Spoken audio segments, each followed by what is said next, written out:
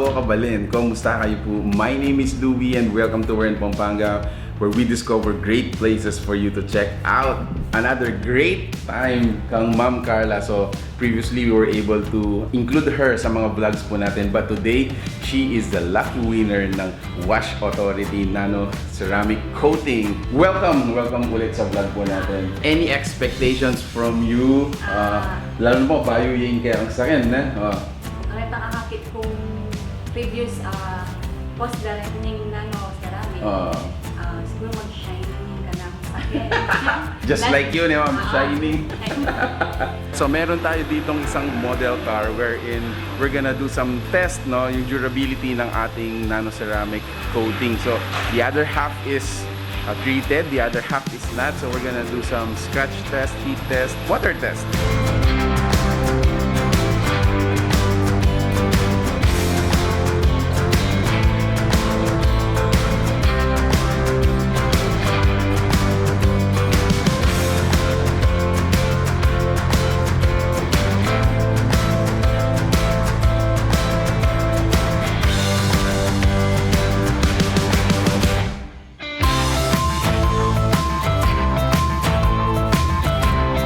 Actually, abi tayo is Sir Jean. So, yaing owner na ng Wash Authority. Located dyan po kayo ng San Fernando, Pampanga. And we're going to, ask some questions para ma-clarify yung expectation ng Ma'am Carla. Okay, so, welcome to our vlog, Sir Jean, for the nth time.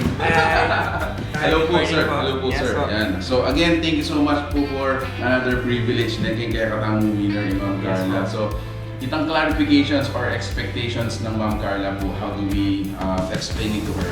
So, sa ceramic coating po, Ma'am Carla, so, ang ginagawa po natin is sa package natin is we do detaining first. So, ang ginagawa niya, tinatanggal natin mga watermarks, asphalt kung meron man.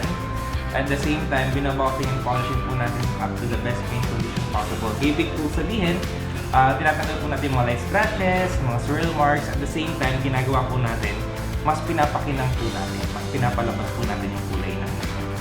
So after po nun, doon po natin nalalagyan ng ceramic coating. So ang ginagamit po namin, sa shop po namin is Japan technology po. So we have 3 layers per paint, 2 layers per mask, tsaka window coating. So benefits, so highly hydrophobic as in super dulas po. Ibig po sabihin, di po halos kumakapit yung tubig. So ibig sabihin, napakadali niyang linisin, napakadali niya pong hugasan. At the same time po, scratch resistant po siya.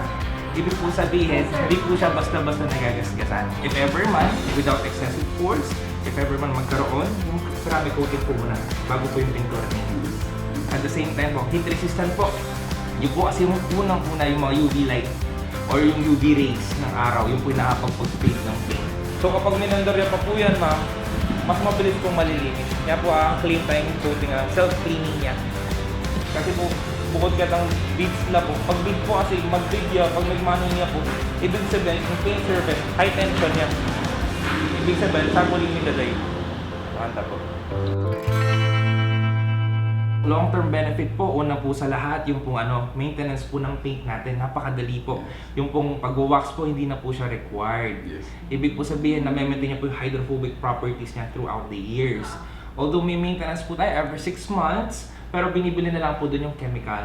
Pero yung labor namin is free. Ito yung sasakyan natin. They also have car wash here, so nililinis na rin nila.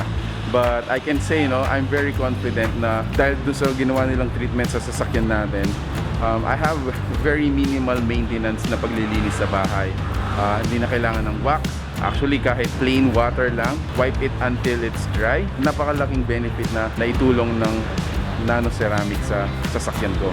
At the same time po sa amin, for your assurance, meron po kaming warranty.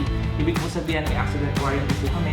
Huwag naman po tayo nangyari. Pero just in case magkaroon po ng aksidente, for example, isang panel na damage, tinamaan, nayupi, kung ano man po, after nyo po claim sa insurance or mapa-repaint, libre po yung recoating niya.